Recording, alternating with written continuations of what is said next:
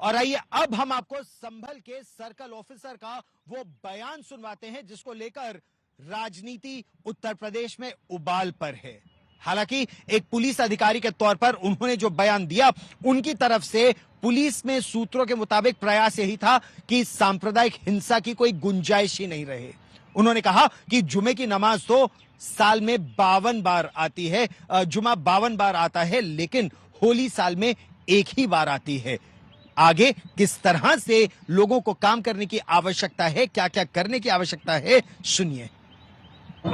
तो मुस्लिमों से भी सबसे यही अनुरोध है भाई, अपना आप यदि उसे एक्सेप्ट नहीं कर सकते तो फिर आप वहां ना, उस जगह ना आए। यदि आप रंग एक्सेप्ट नहीं कर सकते तो उस दिन आप ना आए, क्योंकि साल में 52 जुम्मे होते हैं और होली का एक दिन है। जैसे पूरे साल ईद का इंतजार करते हैं तो हिंदू पक्ष भी होली का इंतजार करता है पूरे साल में। तो ये बहुत प्यार का त्योहार है, तो ध्यान शांति से ये निपटना चाहिए। और जो लोग इसमें उपद्रव पैदा करेंगे तो उनकी बख्शिश नहीं होगी किसी भी हालत में। मेरा मानना है यहाँ के जो मौजूद लोगों की वजह से वो नुकसान भुगतना पड़ा।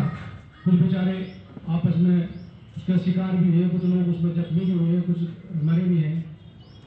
तो ये समस्या आप लोगों की खुद की दी हुई है, मतलब ये प्रशासन की समस्या नहीं है दी हुई, क्योंकि प्रशासन ने हर प्रयास किया शुरू से लेकर आखिर तक, स्टेप बाय स्टेप आपको बुला बुला के बताया।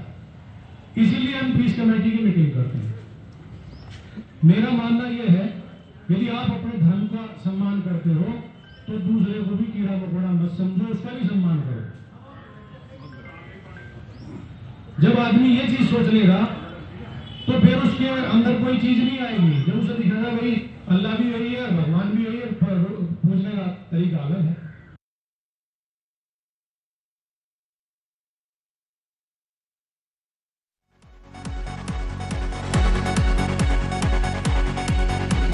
इस साल रमज़ान के मुबारक महीने में 14 मार्च जो कि जुमे का दिन है, उसी दिन हमारे हिंदू भाइयों का त्यौहार होली भी है।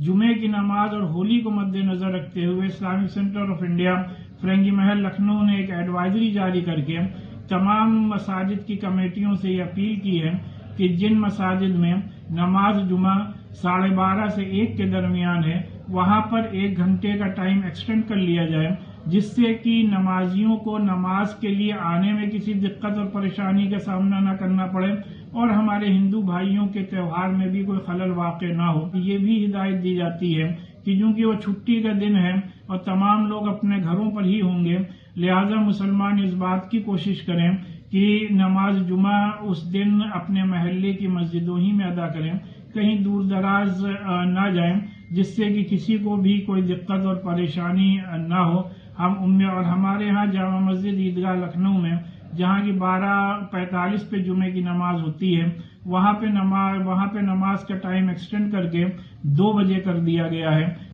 मुसलमान सब्र से काम लें और होली के दिन अपने घरों से 3-4 घंटा न निकलें।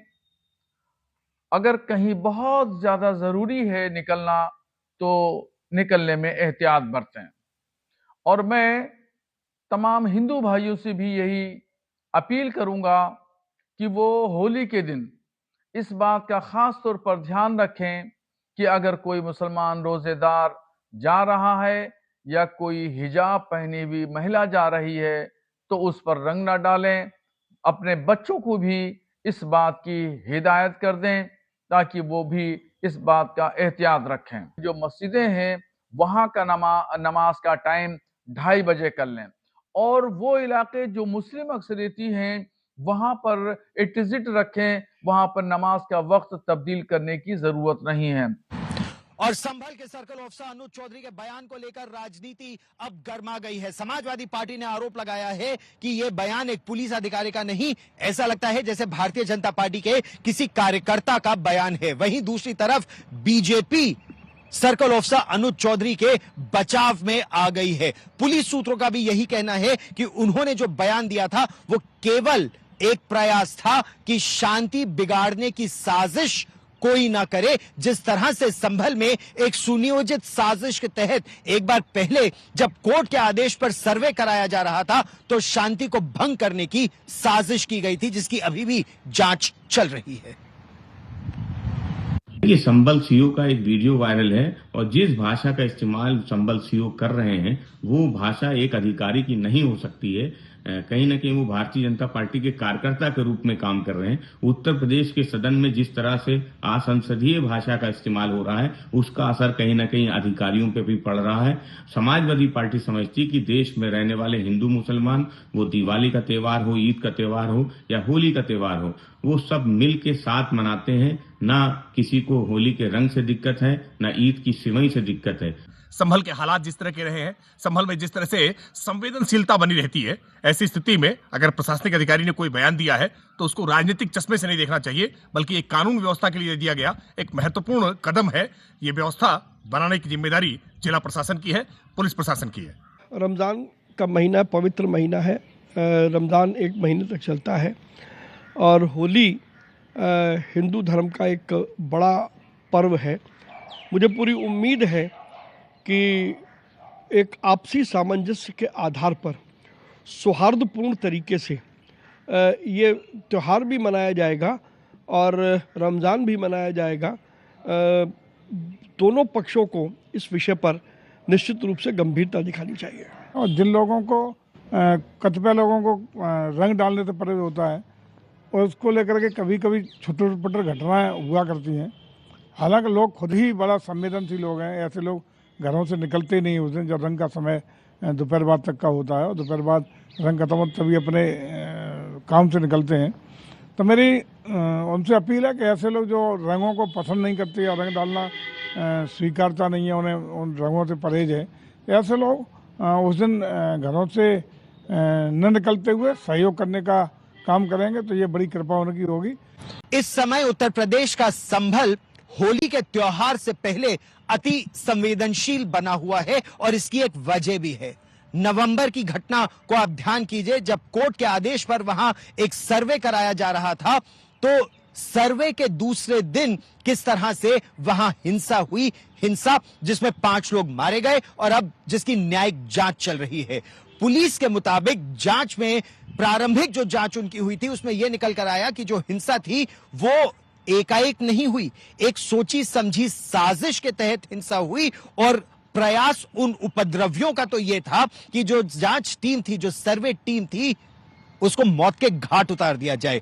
पुलिस की मौजूदगी की वजह से उनका वो प्लान सफल नहीं हो पाया और इसीलिए इस समय भी बड़ी संख्या में पुलिस को उत्तर प्रदेश के संभल में तैनात किया गया है। वहां वो शाही जामा मस्जिद है, विवादित ढांचा है या हरिहर मंदिर है, इसको लेकर राजनीति उबाल पर है। जब 26 फरवरी को संभल में 56 वर्षों के बाद शिव मंदिर में जलाभिषेक का कार्यक्रम भी हो रहा था। अकेले संभल में 67 तीर्थ थे और 19 कूप भी थे। हमने तो वही कहा है कि जो हमारा है वो हमें मिल जाना चाहिए। विधानसभा में संभल पर योगी के इस बयान के बाद संभल के सीओ अनुज चौधरी के बयान पर संग्राम छिड़ गया। आप ईद भी अपना आराम से मनाना उसी तरीके से।